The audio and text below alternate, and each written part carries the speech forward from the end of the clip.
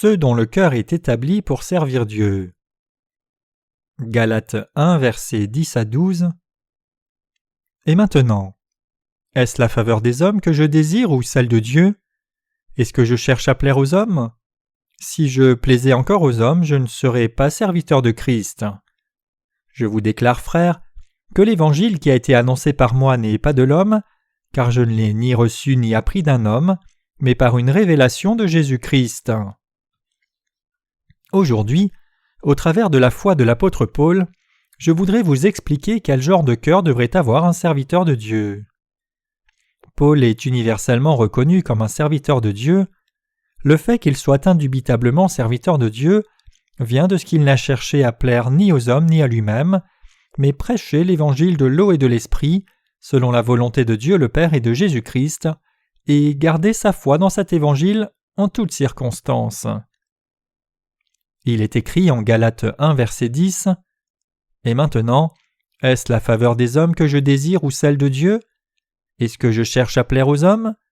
Si je plaisais encore aux hommes, je ne serais pas serviteur de Christ. » L'apôtre Paul dit ici que s'il était plus consacré à plaire aux hommes qu'à suivre la volonté de Dieu, il ne serait pas serviteur de Dieu. L'apôtre Paul a vécu sa vie par la foi comme serviteur de Dieu, prêchant l'évangile de l'eau et de l'esprit selon la volonté de Dieu. C'est parce que Paul a vécu comme serviteur de Dieu que l'évangile vrai, non corrompu, nous est parvenu. Tout comme l'apôtre Paul voyait comme indispensable de prêcher et défendre l'évangile de l'eau et de l'esprit comme serviteur de Dieu, il est juste pour nous qui sommes nés de nouveau en croyant dans cet évangile de vivre comme serviteurs de Dieu. Donc, nous devons nous examiner pour voir si nous sommes réellement serviteurs de Dieu. Comme Paul, nous aussi avons reçu la rémission de nos péchés en croyant dans l'évangile de l'eau et de l'esprit. Mais vivons-nous réellement comme serviteurs de Dieu? Ou vivons-nous comme serviteurs de notre propre chair? En serviteurs de qui vivez-vous? L'évangile que l'apôtre Paul croyait est sa foi. Par la foi, l'apôtre Paul nous a prêché l'évangile de l'eau et de l'esprit qui contient la justice de Dieu, et pour accomplir la volonté de Dieu, il s'est aussi offert lui-même à Dieu comme son serviteur par la foi. Un serviteur est quelqu'un qui ne suit pas sa propre volonté ni ne cherche ses propres intérêts, mais qui vit seulement pour son maître. L'apôtre Paul dit « J'ai été crucifié avec Christ, ce n'est plus moi qui vis, mais Christ vit en moi. » Galates 2, verset 20. Paul reconnut devant Dieu qu'il était pécheur et qu'il devait mourir à cause de ses péchés. Et il crut que Jésus-Christ avait pris tous les péchés de l'humanité une fois pour toutes, en étant baptisé par Jean, et qu'il le ramena à la vie en mourant à la croix et ressuscitant des morts. L'apôtre Paul est quelqu'un qui était vraiment mort pour ses péchés, comme il reconnut dans son cœur et crut en l'œuvre du Seigneur, qui sauva la race humaine entière du péché. Il enterra son ancien moi, et il offrit le restant de sa vie comme serviteur de Dieu et le servit fidèlement pour que la volonté de Dieu s'accomplisse. J'ai été crucifié avec Christ. L'apôtre Paul dit « J'ai été crucifié avec Christ, ce n'est plus moi qui vis, mais Christ vit en moi. » Galates 2, verset 20. Paul reconnut vraiment ce que Dieu avait fait pour lui. Comme la loi de Dieu dit « Le salaire du péché, c'est la mort », Paul crut qu'il était déjà mort avec Christ pour ses péchés, et il crut aussi qu'il était ressuscité avec Christ. Paul reconnut toute la loi de Dieu. Parce que Paul crut dans la parole disant que la loi amène la colère, Romains 4, verset 15, il reconnut « Ah, je suis un pécheur devant Dieu comme je suis né pécheur. Je suis pécheur quand je pense à la loi de Dieu, c'est pour cela que je suis pécheur. » Il reconnut « Comme je suis pécheur devant la loi de Dieu, il convient que je meure pour mes péchés selon cette loi de Dieu. » Paul crut aussi dans la vérité, selon laquelle par son baptême, Jésus prit son ancienne nature qui devait mourir et mourut à la croix avec elle. En d'autres termes, Paul crut dans l'œuvre de l'eau et du sang de Jésus-Christ, et comme il croyait que lui-même était mort en Christ, Paul croyait aussi qu'il était ressuscité avec Christ. Une telle foi a été atteinte parce que Paul s'est uni lui-même avec Jésus en croyant dans son baptême. Cette foi de l'apôtre Paul est celle qui suivait la vérité. Nous devons tous vivre comme serviteurs de Dieu. Bien qu'il y ait beaucoup d'aspects de notre chair qui semblent trop insuffisants pour servir Dieu, ce n'est pas un problème lorsqu'on a foi dans l'évangile de l'eau et de l'esprit. Ce qui est important, c'est de savoir si oui ou non, nos cœurs désirent vraiment vivre comme serviteurs de Dieu. C'est un problème crucial pour nous. Ces désirs et cette foi ne viennent pas seulement de quelqu'un d'autre, mais cela vient lorsque vous-même changez vos pensées devant Dieu, vous confiant dans la vérité. Nous avons tous besoin de nous examiner attentivement et de vérifier si nous sommes effectivement serviteurs de Dieu ou non dans l'évangile de l'eau et de l'esprit. Vivez-vous comme serviteur de Dieu? Ou vivez-vous comme esclave de votre chair? N'êtes-vous pas votre propre maître et roi, incapable de servir Jésus-Christ comme votre roi? Refusez-vous toujours de vous offrir à Dieu comme ses serviteurs? Nous devons abdiquer nous-mêmes de nos propres trônes dans nos cœurs, et nous devons couronner Dieu et le servir comme notre roi. Nous-mêmes devons fléchir le genou devant le trône du roi, disposer nos pensées pour servir le Seigneur, même si nous sommes insuffisants, et vivre par notre foi dans le Seigneur en suivant la justice de Dieu.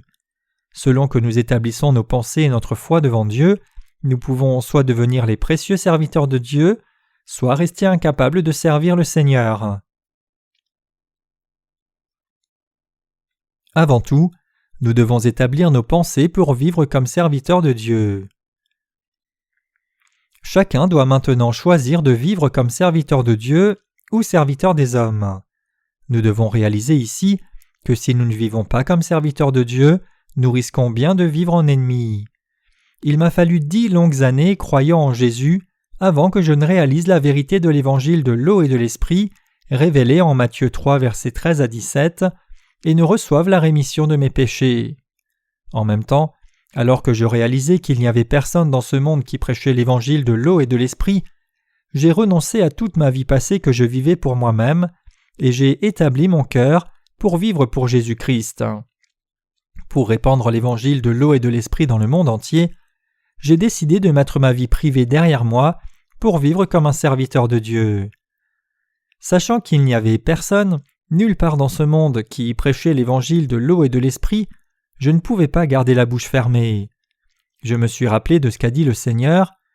Mais celui qui, ne l'ayant pas connu, a fait des choses dignes de châtiment, sera battu de peu de coups. On demandera beaucoup à qui l'on a beaucoup donné, et on exigera davantage de celui à qui l'on a beaucoup confié. Luc 12, verset 48. Alors, j'ai établi mes pensées pour prêcher cet évangile, mais le problème c'est que je n'avais ni la force ni les moyens de le faire. J'ai donc prié Dieu. Dieu le Père, même si l'histoire du christianisme a plus de 2000 ans, peu de gens dans le monde prêchent l'évangile de l'eau et de l'esprit.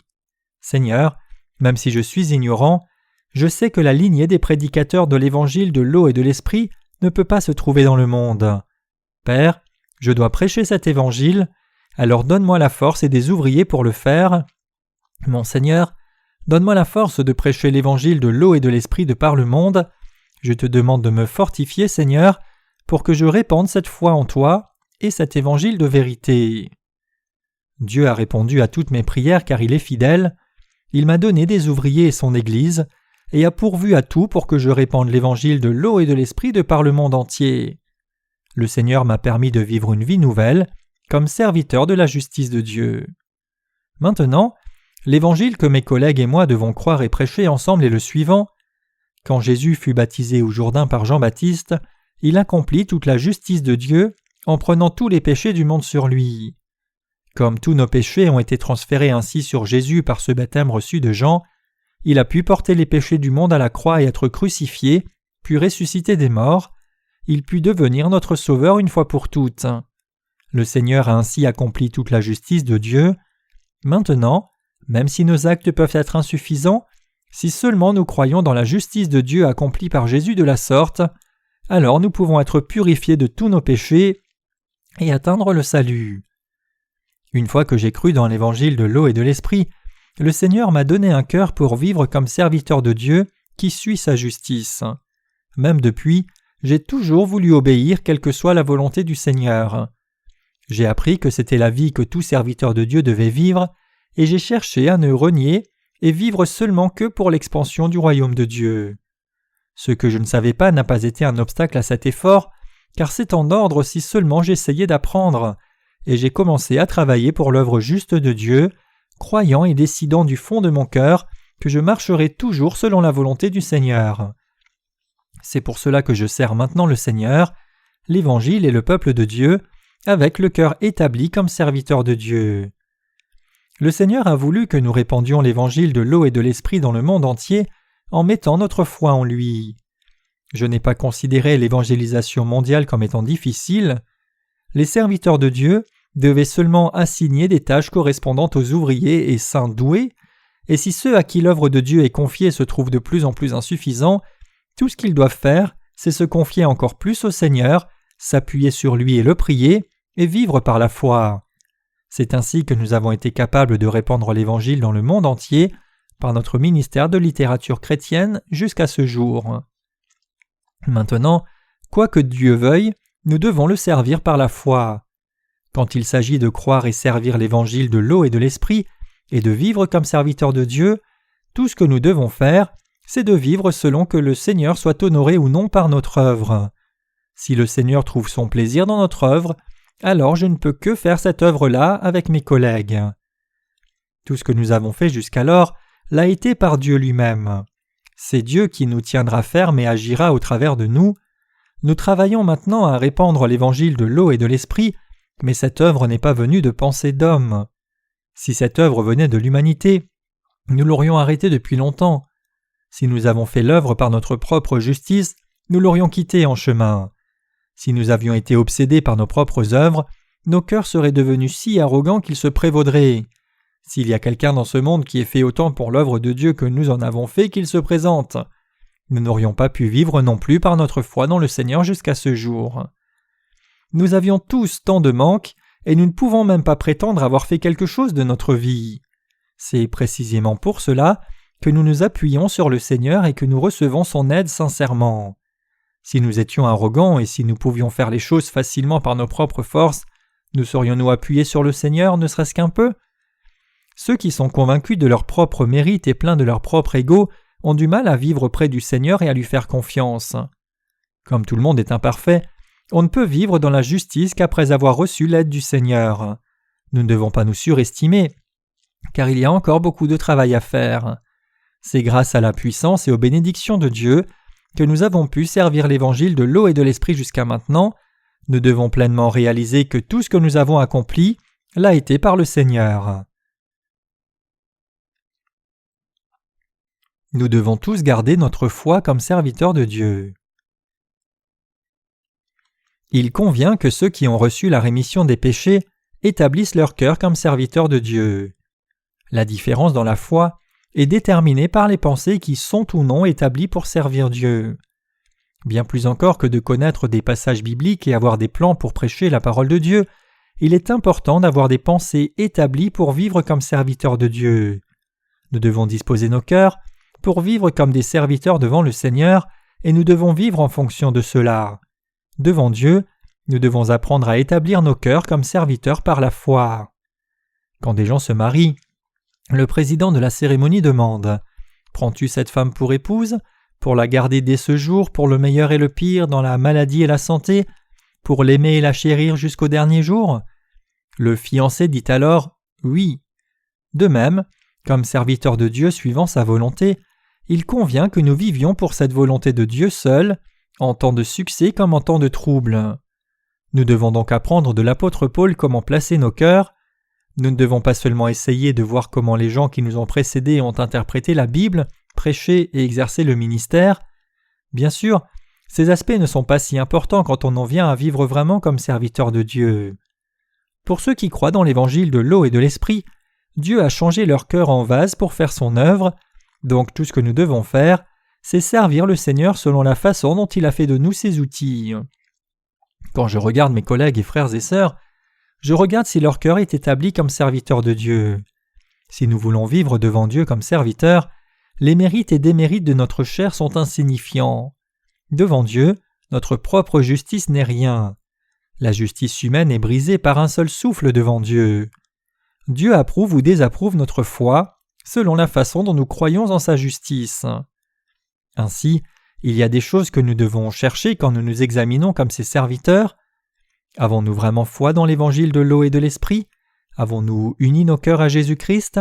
Sommes-nous serviteurs de Dieu ou des hommes? Bien que nous soyons différents, vivons-nous par notre foi dans la parole de Dieu ayant établi nos cœurs comme ses serviteurs? Récemment, l'église de West a été frappée d'un incident tragique. Une servante de Dieu est morte dans un accident alors qu'elle servait le Seigneur. C'était la pire tragédie que j'ai jamais vue de toutes mes années de ministère devant Dieu. Un tel incident ne devrait plus jamais nous arriver. Quand nous devons servir le Seigneur jusqu'à son retour sur cette terre, nous ne devons pas perdre le corps que Dieu nous a donné pour servir l'Évangile. Si un tel événement est arrivé parce que nous étions trop distraits devant Dieu ou les hommes, alors que nous aurions dû être prudents, c'est notre faute. Parlant de cet accident, nous ne devons pas seulement dire que Dieu a repris sa servante. Alors que Dieu a certainement accueilli l'âme de cette servante, il ne l'a pas enlevée volontairement. C'est parce que nous avons manqué d'établir nos cœurs comme serviteurs de Dieu et étions négligents à son service. Mes chers croyants, quel genre de personnes sont les serviteurs de Dieu? Si nous sommes serviteurs de Dieu, il convient que nous suivions sa volonté. Si nous devions cesser de suivre le Seigneur à cause de quelques circonstances difficiles, alors ce ne serait pas juste devant Dieu. Ces gens sont-ils serviteurs de Dieu? Ils ne le sont pas, non. Si nous sommes vraiment serviteurs de Dieu, alors que nous sommes insuffisants et imparfaits dans tous nos efforts, nous essaierons toujours de suivre la volonté de Dieu jusqu'à la fin. C'est cela quelqu'un qui a établi son cœur pour servir Dieu. Il suit toujours la volonté de Dieu. Bien que tout le monde puisse être sauvé en croyant dans l'évangile de l'eau et de l'esprit, tout le monde n'a pas la disposition de cœur d'un vrai serviteur de Dieu. C'est pour cela que les serviteurs de Dieu sont appelés la lumière brillante qui guide les gens à Jésus-Christ. Quand les saints ou serviteurs sont avec leurs dirigeants, ils pensent « Bon, nous sommes les mêmes », alors ils n'ont pas besoin de réaliser qu'ils n'ont pas un œil qui discerne les dirigeants de Dieu. Le fait que les dirigeants aient demeuré dans l'Église de Dieu longtemps et servi le Seigneur fidèlement, en temps d'épreuve ou de paix, signifie en soi qu'ils sont précieux. Ce serait une grande erreur que d'ignorer ceux qui ont marché par la foi avant nous. Vos prédécesseurs dans la foi ont renié les désirs de leur chair et servi le Seigneur fidèlement, même s'ils ont passé toutes sortes d'épreuves et de tribulations. Ce que nous devons regarder chez les serviteurs de Dieu, c'est la disposition de leur cœur à servir. C'est l'élément le plus précieux. Après que j'ai rencontré le Seigneur en le suivant, il y a eu des temps difficiles à cause des conditions matérielles. Mais je n'ai jamais blâmé Dieu à cause de ces circonstances. Au contraire, j'ai remercié Dieu pour ses bénédictions en me disant « Le Seigneur a vécu sur terre sans même un endroit où poser la tête. J'ai au moins à manger et un lieu où dormir. Quelle bénédiction !» En suivant le Seigneur, j'ai eu des épreuves et des tribulations, et j'ai aussi versé bien des larmes. Cependant, j'ai pu triompher de ces difficultés en me réjouissant dans le fait que je servais l'Évangile. Quoi qu'il arrive aux serviteurs de Dieu, ils sont satisfaits si seulement la volonté de Dieu est accomplie.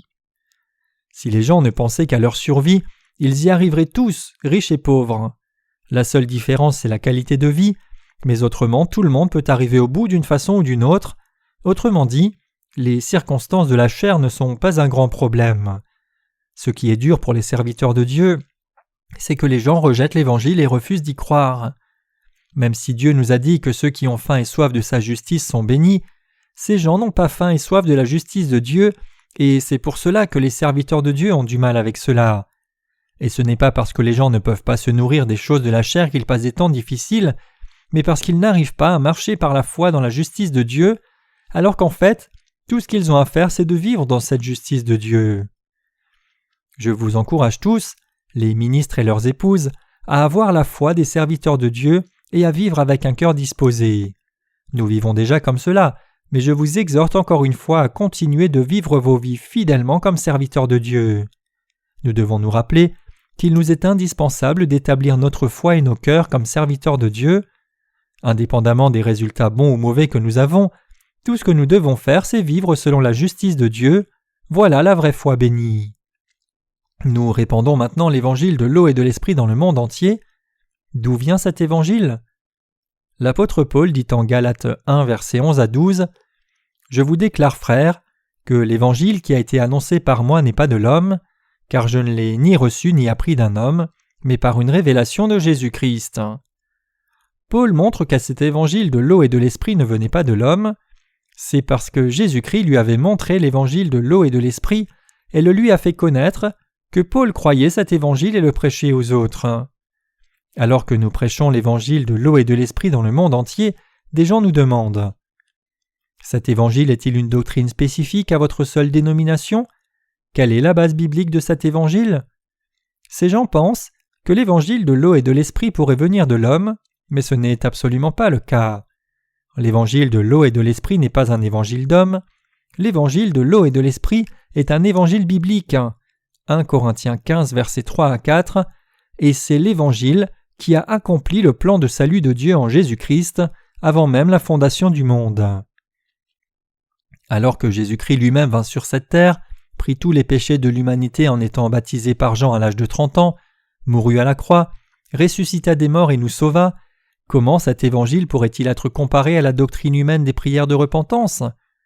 En ouvrant sa parole, Dieu nous a permis de connaître la vérité de l'eau et de l'esprit, et maintenant, étant sauvés de tous nos péchés en croyant dans cet évangile, nous le prêchons à tout le monde. L'évangile de l'eau et de l'esprit dans lequel nous croyons vient de Dieu lui-même. Est-ce bien ce que vous croyez ? Nous prêchons l'évangile de l'eau et de l'esprit démontré par les Anciens et Nouveaux Testaments. Tout comme l'apôtre Paul a cru dans l'évangile de l'eau et de l'esprit, l'a soutenu et l'a prêché, nous croyons en cet évangile, le défendant et le diffusant par la foi. L'évangile de l'eau et de l'esprit que nous avons reçu par la foi n'est absolument pas une chose venue des hommes, il vient de Dieu lui-même. L'évangile de l'eau et de l'esprit qui nous a été donné est venu par Jésus. C'est précisément pour cela que nous répandons cet évangile dans le monde entier, plein de foi. Et peu importe que quelqu'un nous dénonce, nous ne clignons même pas des yeux pour cela. L'apôtre Paul a prêché l'évangile de l'eau et de l'esprit jusqu'à sa mort, précisément parce qu'il était serviteur de Dieu. Comme il n'y avait pas de plus grand enseignement que cet évangile, il n'a rien cherché d'autre. Quoi qu'il ait fait, qu'il ait mangé ou bu, il faisait tout pour la gloire de Dieu. 1 Corinthiens 10, verset 31. Vivre pour la gloire de Dieu, c'est proclamer l'évangile de l'eau et de l'esprit dans le monde entier. Si nous vivons dans le but de répandre l'évangile de l'eau et de l'esprit, cela suffira à montrer que nous vivons pour la gloire de Dieu. Il n'y a pas de vie de foi qui soit plus noble pour nous. Êtes-vous serviteur de Dieu maintenant ? L'apôtre Paul est un serviteur de Dieu. Vous et moi sommes aussi serviteurs de Dieu. Si vous et moi sommes vraiment devenus serviteurs de Dieu en croyant dans l'évangile de l'eau et de l'esprit, alors nous serons fidèles à l'œuvre qui nous est assignée.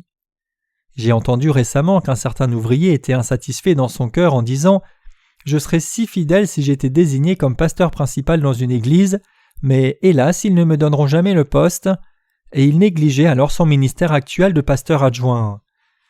Si son poste n'est pas celui de pasteur principal, cela signifie-t-il que ce qu'on lui a confié est plus insignifiant et faible ? Non, je ne le crois pas. Quoique Dieu nous ait confié dans son Église, tout est précieux. Je ne discrimine personne selon son poste de pasteur principal ou adjoint. Nos frères et sœurs qui servent le Seigneur sont tous des gens précieux. Personne n'est plus bas qu'un autre, et personne n'est plus noble qu'un autre dans l'Église de Dieu. C'est pour cela que ça m'attriste tant de voir des gens qui ont un petit regard sur ce qu'on leur a confié. C'est assez dur d'accomplir tout ce qui nous a été confié, même lorsque nous avons foi dans le Seigneur, alors comment pourrions-nous seulement exalter notre cœur de la sorte ? Tous ces désirs viennent au fond d'un désir de propre gloire. Combien nous est-il précieux de croire et de servir l'évangile de l'eau et de l'esprit ? Quand nous faisons l'œuvre de Dieu, consacrer tout notre cœur au champ qui nous est assigné doit être chéri. Prêcher la parole de Dieu en soi est une œuvre précieuse. Effectivement, tout ce que nous faisons pour répandre l'évangile de l'eau et de l'esprit est très chéri. Si Dieu m'avait confié une œuvre autre que prêcher sa parole, alors j'aurais abandonné ma vie pour cette œuvre-là aussi. Un serviteur de Dieu, c'est quelqu'un qui, lorsque le Seigneur lui confie une certaine tâche, est fidèle à cette œuvre. Quoi que les serviteurs de Dieu fassent, qu'ils mangent ou boivent, ils le font pour la gloire de Dieu, et étant donné ce fait, comment pourrait-il y avoir un traitement préférentiel selon ce qu'ils font ? C'est seulement quand nous faisons quelque chose de noble que nous sommes serviteurs de Dieu, mais n'est-ce pas le cas quand nous faisons ce que les gens considèrent comme petit ? Alors, Qui a établi le standard pour distinguer l'œuvre noble de ce qui est méprisable? Selon Dieu, quand nous sommes fidèles à ce que Dieu nous a confié, c'est précieux en soi, et si nous sommes fidèles à nos propres affaires charnelles au lieu de cela, alors nous faisons quelque chose d'ignoble. Vous devez comprendre cela comme il faut et le croire. En effet, je désire et prie sincèrement que vous deveniez serviteurs de Dieu en plaçant votre foi dans l'évangile de l'eau et de l'esprit et viviez le restant de vos vies précieusement. Pour ceux qui sont nés de nouveau d'eau et d'esprit, il n'y a pas de vie plus précieuse que cela. Ce qui vous a été confié et que vous faites maintenant est ce qu'il y a de plus précieux, et au jour du Seigneur, Dieu aussi vous appellera pour avoir fidèlement fait son œuvre en vous disant « C'est bien, bon et fidèle serviteur ». Maintenant même, vous devez examiner votre cœur attentivement pour voir si vous travaillez et servez comme il faut comme serviteur de Dieu. Si nous vivons nos vies de foi, les pensées fixées sur son service, nous faisons au moins une partie de ce que nous sommes supposés faire. Nous n'avons pas de quoi être fiers devant le Seigneur, nous n'avons rien à offrir que nos insuffisances. Parce que nous sommes fondamentalement inappropriés par nature, nous sommes incapables de servir le Seigneur à la perfection, et c'est pour cela que nous avons tant de limites et d'excuses. En dépit de cela, Dieu nous dit d'être fidèles jusqu'à la mort et, par là, Dieu nous dit de travailler devant lui en établissant nos cœurs comme ses serviteurs. Un serviteur de Dieu, c'est quelqu'un qui obéit à la volonté de son maître au risque de sa vie. Si nous ne pouvons pas déposer nos vies pour l'œuvre de Dieu, alors nous devrions au moins l'aimer de tout cœur, car c'est la volonté de notre maître. Les serviteurs de Dieu doivent avoir la foi qui chérit ce que leur maître Dieu leur a confié, peu importe comment les autres le voient. Bien que je ne sois pas si connaisseur en termes de composition littéraire ou d'édition, je ne peux que faire de mon mieux dans ce qui m'a été confié. Savez-vous depuis quand nous exerçons ce ministère de la littérature? Nous avons commencé ce ministère dès le début de notre mission. Savez-vous sur quoi notre vision était fixée quand nous avons commencé ce ministère? Nous avons commencé avec les yeux fixés sur le but de répandre l'Évangile dans le monde entier. C'est dès lors que j'ai gardé tous mes sermons et les ai préparés à la publication, anticipant notre travail pour répandre l'Évangile et nourrir ceux qui sont nés de nouveau dans le monde entier par notre littérature, et mes attentes ont été comblées. En effet, tout ce que Dieu nous a confié est précieux, c'est pour cela que nous faisons toutes ces œuvres par la foi. Bien sûr, c'est vous et moi qui servons l'Évangile de l'eau et de l'Esprit qui faisons l'œuvre la plus précieuse dans ce monde. Par exemple, certains de nos frères s'occupent du chauffage pour que les saints puissent louer Dieu bien au chaud. Toutes ces tâches sont de bonnes œuvres précisément parce que c'est l'œuvre de Dieu. Évidemment, il n'y a rien que nous ayons trop honte de faire maintenant, car nous avons été sauvés de tous nos péchés.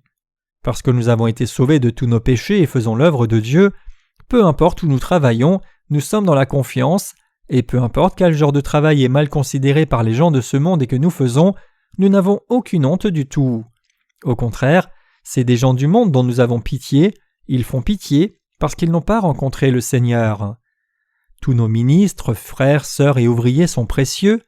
Parmi eux, ceux dont le cœur est disposé et établi comme serviteurs de Dieu sont encore plus précieux. Quand nous servons l'Évangile de l'eau et de l'Esprit, nos cœurs sont établis comme serviteurs de Dieu comme il faut, et quand nous suivons le Seigneur, notre foi grandit pour devenir celle des serviteurs de Dieu, et nous vivons donc par la foi. C'est pour cela que nous servons le Seigneur. Si nous suivions le Seigneur contre notre volonté sans un tel cœur et une telle foi, alors il serait impossible de suivre le Seigneur jusqu'à la fin. Sans la foi, il n'est pas facile de servir le Seigneur dans l'obéissance à son Église. Quand l'Église vous confie une certaine tâche, cela peut changer fréquemment, et il se pourrait même que votre tâche disparaisse alors que vous y travaillez durement. Donc dans de telles conditions, si vous ne travaillez pas par la foi, je comprendrai fort bien que vous soyez hors de vous et n'obéiriez plus du tout. Cependant, c'est parce que vous êtes serviteur de Dieu que vous rejetez ce genre de pensée rebelle et vous soumettez à la volonté du Seigneur. Tout comme l'apôtre Paul a vécu sa vie avec un cœur et une foi établis pour servir Dieu, j'espère sincèrement que Dieu nous donnera aussi le même cœur, ce cœur qu'ont ses serviteurs. Quand je regarde nos ministres et frères et sœurs, c'est leur cœur que je veux regarder en particulier. Je peux alors connaître la condition de leur cœur sans avoir à parler avec eux intensément. S'ils sont serviteurs de Dieu, alors ils sont plus précieux que n'importe qui d'autre, Et même s'ils ont seulement reçu la rémission de leurs péchés comme cela et n'ont pas encore établi leur cœur comme serviteurs de Dieu, je les aime toujours. Il y a des gens à qui je demande seulement de fréquenter l'Église de Dieu fidèlement. C'est seulement quand je connais l'état de la foi de quelqu'un dans son cœur que je peux le conduire comme il faut selon le temps approprié. Nous devons aussi apprécier le désir du cœur de l'apôtre Paul. Si nous cherchions à plaire aux hommes, cela ne pourrait que vouloir dire que nous ne sommes pas serviteurs de Dieu. Et nous devons savoir ce que le cœur de Dieu désire. À qui un serviteur de Dieu devrait-il vraiment plaire ? Il devrait plaire à personne d'autre que Dieu lui-même. Celui qui plaît à Dieu est un vrai serviteur de Dieu. Dans l'Église de Dieu, il y a un certain ordre de foi. Quand chacun de nous se soumet à l'ordre de foi dans l'Église de Dieu, cela n'a rien à voir avec notre âge dans la chair. Paul dit à Timothée « Que personne ne méprise ta jeunesse » 1 Timothée 4, verset 12. Indépendamment de la jeunesse ou l'ancienneté de vos prédécesseurs dans la foi, si vous croyez que le Seigneur agit au travers d'eux et si vous leur obéissez par conséquent, vous avez une foi noble. C'est par la foi de nos cœurs que nous devons nous approcher de Dieu, c'est par la foi que nous devons travailler, c'est dans la foi que nous devons demeurer avec nos frères et sœurs, et c'est aussi dans la foi que nous devons porter nos serviteurs de Dieu, hommes et femmes. Sinon, nous sommes des hypocrites. En effet, quand nous nous traitons les uns les autres dans la foi, nous ne serons jamais seuls, mais nous devenons une seule et même famille avec Dieu. Les serviteurs de Dieu se réjouissent de voir l'Évangile annoncé et ils cherchent les intérêts du royaume de Dieu. Si nous croyons vraiment dans l'Évangile de l'eau et de l'Esprit et désirons répandre cet Évangile, alors nous devons vivre avec nos cœurs établis comme serviteurs de Dieu. Et si nous avons vraiment établi nos cœurs comme serviteurs de Dieu, alors nous devons regarder avec bonté les petits, hasardeux incidents de l'Église de Dieu. C'est là ce qui est bénéfique à l'œuvre de Dieu, alors nous devons le faire par la foi. Les gens pensent habituellement qu'un serviteur de Dieu doit vivre une vie d'intégrité, immaculée, sans aucun reproche, de pauvreté honnête et de sainteté. Dans l'Église de Dieu, cependant, un serviteur n'est personne d'autre que quelqu'un qui cherche les intérêts de son maître. La disposition du serviteur de Dieu, c'est de faire tout ce qui doit être fait pour accomplir la volonté de Dieu, même si cela ne correspond pas nécessairement à ses propres pensées. Quand nous servons le Seigneur, des incidents imprévus arrivent parfois, mais Dieu travaille avec des gens qui sont insuffisants comme nous. C'est pour cela que nous sommes encore plus reconnaissants. Aucun de nous ne peut faire l'œuvre de Dieu sans faute dès qu'il commence. Notre Seigneur lui-même n'est pas inconscient de cela. Il regarde à nos cœurs pour voir s'ils ont ou non été établis comme serviteurs de Dieu, et si seulement nous avons ce cœur et cette foi, alors le Seigneur comble tous nos besoins pour que nous puissions accomplir l'œuvre de Dieu. Comme c'est ainsi que la volonté du Seigneur s'accomplit, ses serviteurs ne peuvent que se réjouir de cela. Chaque jour, je reçois des nouvelles du département des missions relatant les témoignages de salut et des nouvelles de nos partenaires venant du monde entier. À chaque fois que j'entends ces nouvelles, je suis si reconnaissant pour le privilège de servir le Seigneur. Je réalise, même lorsque nous dormons, le Seigneur agit toujours. Tant de gens ont lu nos livres et ont reçu la rémission de leurs péchés, et il nous envoie maintenant leur témoignage de salut. Comme le Seigneur dit qu'il ne dort pas, il agit vraiment inlassablement. À chaque fois que je pense à cela, je remercie encore plus le Seigneur et je m'incline devant lui et lui demande de m'utiliser encore davantage pour cette œuvre précieuse du Seigneur. Parfois, nous remercions Dieu de nous faire porter plus de fruits que ce pourquoi nous avons travaillé. Bien que de temps en temps nous nous trouvions dans le doute, nous avons reçu beaucoup plus de bénédictions que nous n'en avons servi, et c'est pour cela que nous sommes si reconnaissants au-delà des mots. Un serviteur est quelqu'un qui cherche les intérêts de son maître et non les siens. Vous et moi devons établir nos cœurs comme serviteurs de Dieu et vivre nos vies pour chercher les intérêts du Seigneur. Effectivement, il y a des frères et sœurs qui se sont vraiment offerts à Dieu pour vivre comme ses serviteurs. Ces serviteurs et ouvriers, hommes et femmes, sont précieux. Bien sûr, toute âme est précieuse. Il n'y a personne, parmi ceux qui sont nés de nouveau d'eau et d'esprit, qui ne soit pas chéri. Tous sont précieux parce qu'ils sont nos frères et sœurs, ouvriers du royaume de Dieu et membres de Jésus-Christ. Celui qui se prévaut lui-même comme s'il était un grand poisson dans un petit bocal est quelqu'un qui n'a pas compris quel doit être le cœur d'un serviteur de Dieu. Nos ministres se rassemblent parfois et demandent conseil aux dirigeants principaux de l'Église en demandant « Voilà ce qui est arrivé dans mon Église, que dois-je faire ?» Nous nous consultons aussi au sujet de l'évangélisation et partageons les tâches désignées entre nous. Le fait que l'on me confie juste une tâche, quelle qu'elle soit, est en soi un sujet de reconnaissance. Toutes ces choses sont faites pour trouver le moyen le meilleur et le plus approprié de servir l'Évangile. Peu importe ce qui nous arrive, ce qui compte, c'est d'annoncer l'Évangile fidèlement. L'Église de Dieu regarde toujours en avant, fournit une vision et établit les bonnes stratégies pour travailler. Cependant, quand toutes ces œuvres doivent être entreprises, l'Église discerne d'abord si elles correspondent à la volonté de Dieu. Une fois qu'elles doivent être exécutées, nous nous appuyons toujours sur Dieu en l'accomplissant avec des prières constantes. Si les serviteurs de Dieu sont trop attachés aux possessions matérielles, alors ils ne peuvent pas vivre en serviteurs. Qu'ils soient riches ou pauvres, un serviteur est toujours un serviteur. Nous sommes des gestionnaires. Les gestionnaires sont supposés gérer correctement, puis laisser les choses derrière eux. Le cœur d'un serviteur s'intéresse seulement à l'avancement de l'Évangile. Vivons donc le restant de nos vies comme serviteurs de Dieu, plaçant notre foi dans l'Évangile de l'eau et de l'Esprit, puis allons nous tenir dans la présence de Dieu. J'ai confiance que tout comme vous avez vécu par la foi jusqu'à présent, vous continuerez de vivre par la foi à l'avenir.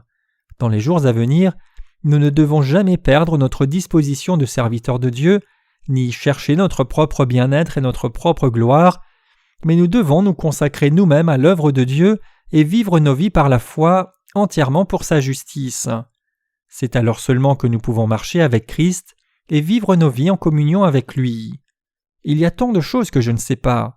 Ce n'est pas parce que je serai meilleur que vous que je vous exhorte de la sorte, mais c'est parce que Dieu vous a appelés comme ses serviteurs et vous a confié son œuvre que je peux vous dire ces choses. Je crois que vous remplirez fidèlement la tâche qui vous est assignée. C'est parce que vous et moi avons le Saint-Esprit dans nos cœurs que je crois ces choses. Je suis heureux de vivre comme serviteur de Dieu. Je me réjouis aussi de ce que quoi que je fasse, que je mange ou boive, je vis pour mon Maître. Maintenant, quand ce culte sera fini, nous allons tous partager le pain ensemble. Chacun mangera et se réjouira dans la communion. Dieu nous a dit que quoi que nous fassions, que nous mangions ou buvions, nous devons le faire pour sa gloire. 1 Corinthiens 10, verset 31. C'est pour cela que je suis heureux. Êtes-vous aussi heureux? Bien que nous soyons vraiment insuffisants, nous sommes heureux parce que nous sommes capables de vivre pour le Seigneur, le cœur établi comme serviteur de Dieu. Alors maintenant, vivons dans la joie par notre foi dans le Seigneur. Je crois que c'est dans ce but, pour nous permettre de vivre ainsi, que Dieu nous a donné la foi qui nous a sauvés de nos péchés et la puissance bénie pour faire son œuvre. Je rends grâce à Dieu. Alléluia.